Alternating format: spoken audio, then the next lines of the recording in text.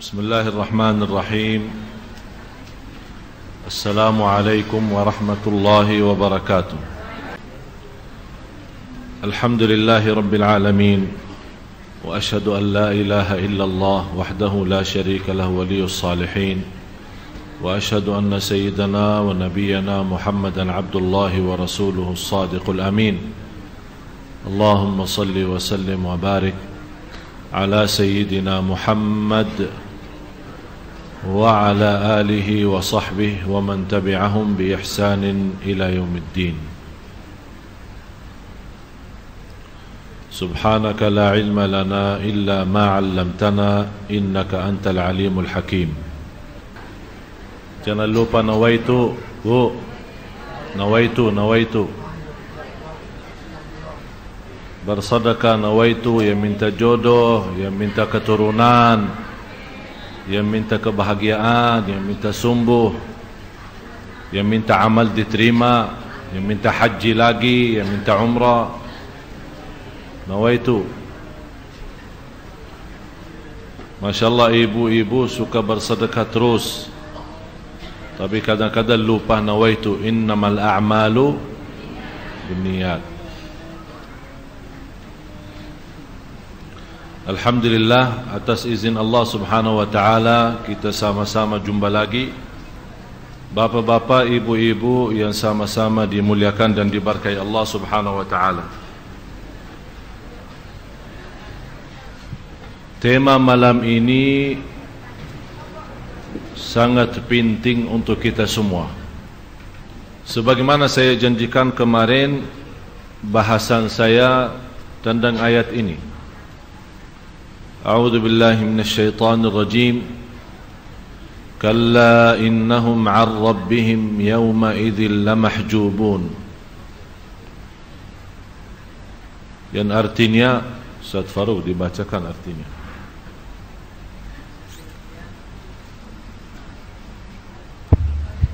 Sekali-sekali tidak.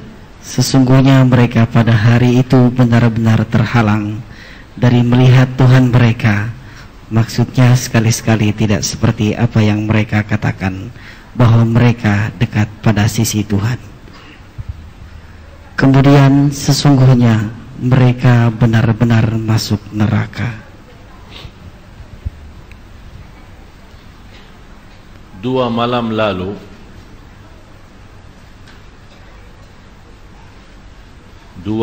lalu saya lagi baca juz 30 untuk khatam Al-Quran. Tapi mohon maaf Bapak Ibu, sampai sekarang saya belum khatam. Padahal dua malam lalu sudah sampai juz 30. Alhamdulillah, setiap 3 hari Allah kasih kemudahan khatam Al-Quran. Tapi kali ini sudah mau masuk 6 hari saya belum khatam. Apa sebabnya saya tidak khatam? Kenapa tidak seperti biasa? Yang membuat saya berhenti ayat ini. Dan sampai sekarang saya belum tahu apakah saya masih bisa lanjut atau tidak.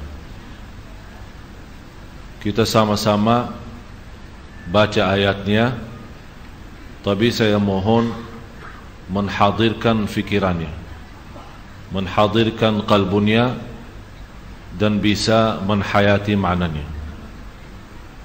Tidak apa-apa, tetap artinya ada, biar ibu-ibu, bapak-bapak bisa menhayati artinya. Dan 2 ayat itu 15 dan 16 surah 83. Kalla innahum 'an rabbihim yawma idzil lamahjubun thumma innahum lasalul jahim.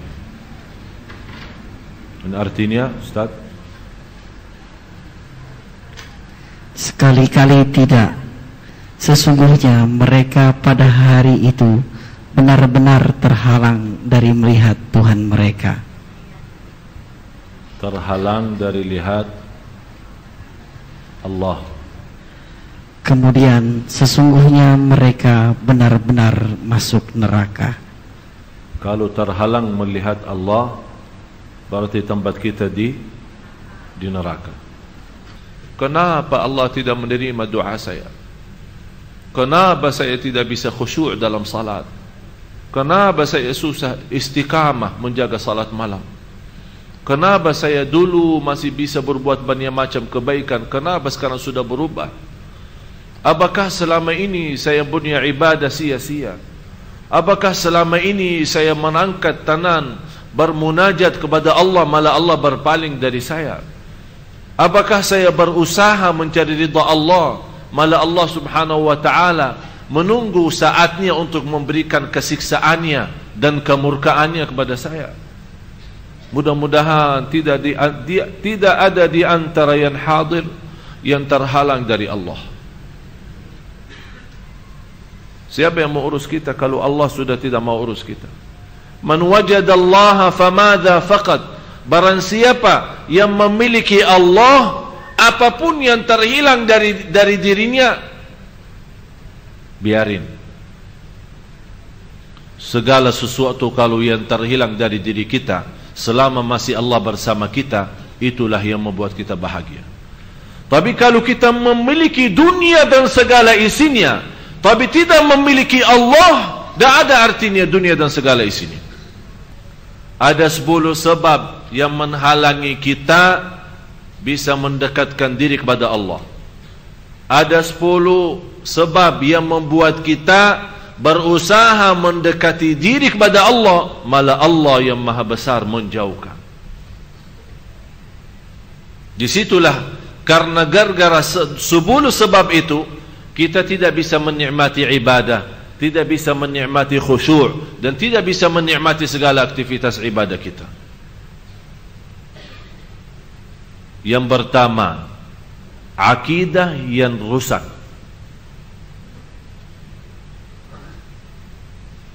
Sumber iman kita rusak. Sekarang tersebar sebuah kata yang menunjukkan kerusakan iman umat Islam.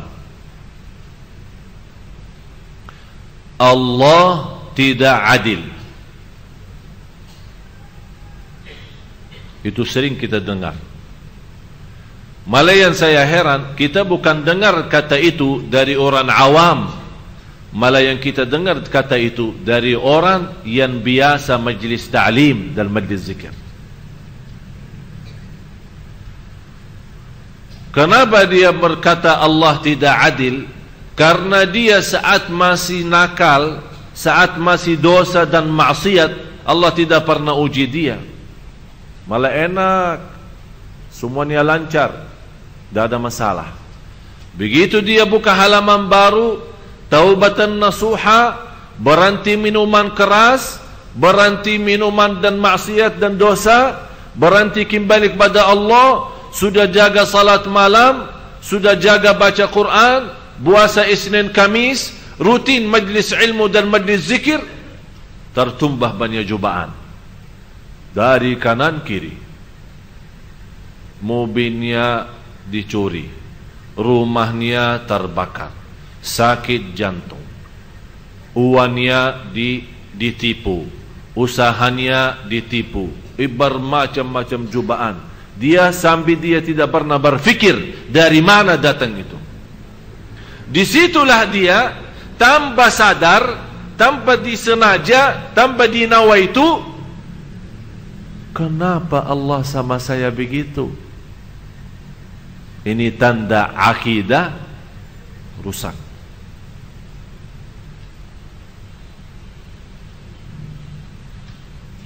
Tapi kalau akidah yang benar, keyakinan yang benar dan iman yang sempurna, yang barangkali susah dilaksanakan, adalah bagaimana kita bisa jadi hamba Allah sebagaimana orang mayat yang dibolak-baliknya badannya, tapi dia tidak bisa berbuat apa-apa.